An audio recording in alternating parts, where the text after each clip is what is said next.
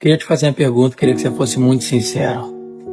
Quem você se tornou depois das pancadas que você levou? Sim, quem é você depois de toda aquela dor? O que você aprendeu com ela?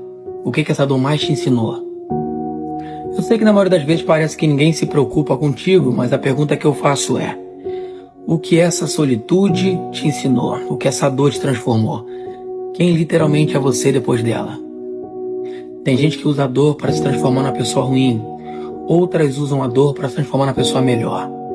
E a pergunta que eu te faço é: essa dor deixou você melhor ou pior? Se você usa a dor para se transformar na pessoa pior, você se tornou pior do que a pessoa que deixou você assim. Se você usa a dor para se fortalecer, então você aprendeu o sentido da vida.